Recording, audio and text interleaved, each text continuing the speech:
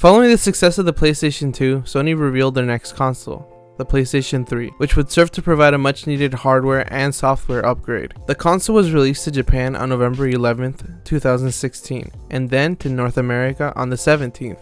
About a year later, Naughty Dog, a video game developer owned by Sony, announced its next big game. The game, Uncharted: Drake's Fortune, which followed the titular Nathan Drake, was officially released on November 19th of the year 2007. Unbeknownst to Sony and Naughty Dog, the Uncharted franchise would grow to surpass their previous franchise, Jak, which in of itself was rather popular. Uncharted single-handedly elevated Naughty Dog's reputation as a game developer, which in turn led to Sony giving them more and more resources for future entries. The game was overall praised for its technical achievement, cast, characters, story, music, and production values. It wasn't without its criticism, of course, but the things said about this game were overall good. The success of Drake's Fortune led Naughty Dog to make 3 more mainline entries and 2 spin-offs. It also opened the doors to another franchise which was also extremely successful, that of course being The Last of Us. Sony seems to have always treated Uncharted well, considering how well the game sold despite the PS3 ultimately losing the platform race to the Xbox 360, so it should be no surprise that I was extremely hyped when a movie was announced for it. Now, I was aware that video game movies overall perform very poorly when translated to the big screen, but I couldn't help but feel excited since I knew Sony was going to be involved.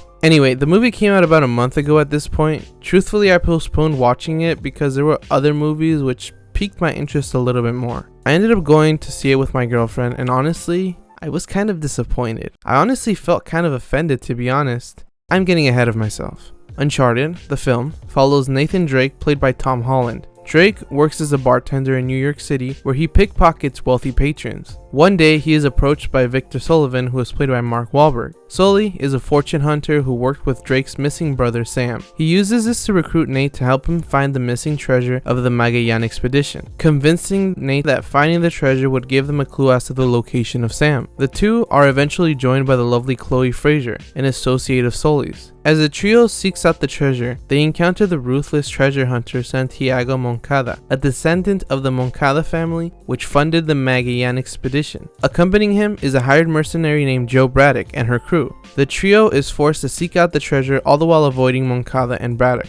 If I have to be honest, the film is very average. It has a great cast and some good set design, as well as a good soundtrack that for the most part pulls inspiration from the game. Under normal circumstances, it'd probably be a movie that I would recommend once it comes out to DVD. But like I previously mentioned, I firmly believe this movie disrespects the franchise. This movie would be so much better if it wasn't an Uncharted movie. The name is literally just there to make them more money.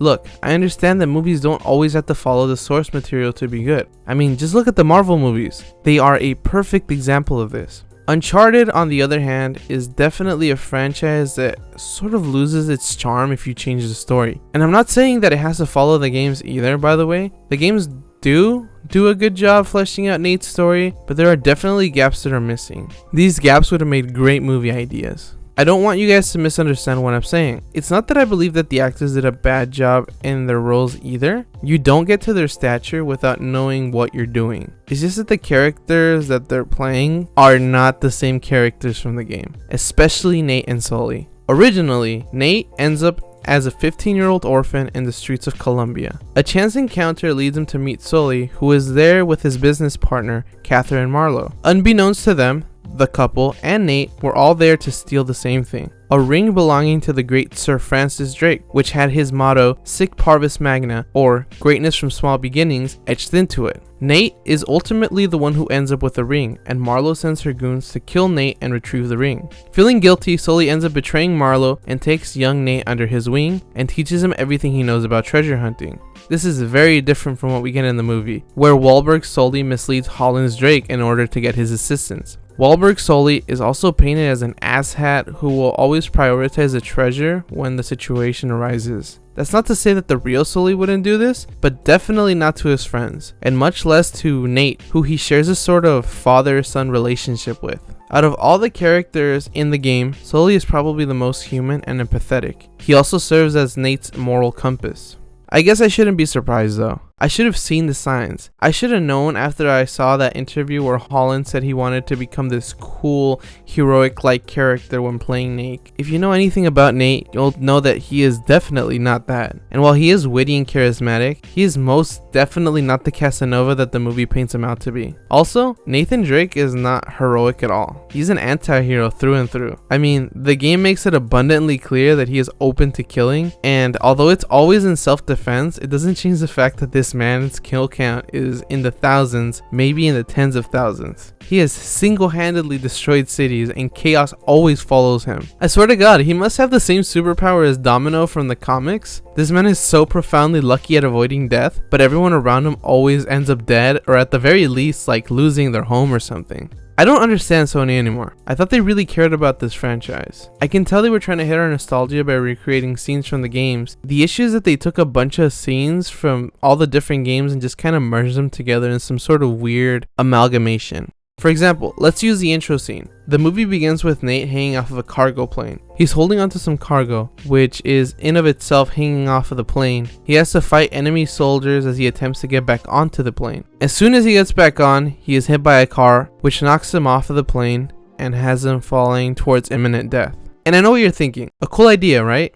Yeah, well, this scene is completely identical to a scene in Uncharted 3 Drake's Deception, with the only exception, of course, being the car. The whole movie is stitched like this. I'm not saying that none of these set pieces can never be used again just because the games already use them. What I am saying is that when the movie just kind of blindly combines them, it becomes obvious that they were just trying to appeal to our nostalgia.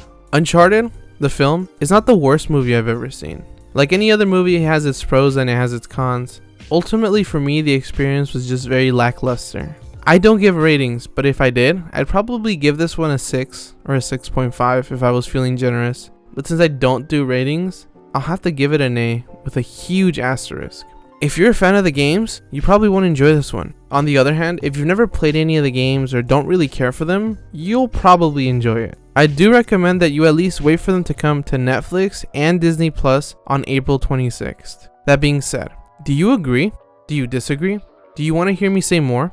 Let me know down in the comment section. Don't forget to leave a like, subscribe, and hit the bell so you can catch all my future videos. As always, this has been Subtly Artistic. Peace out.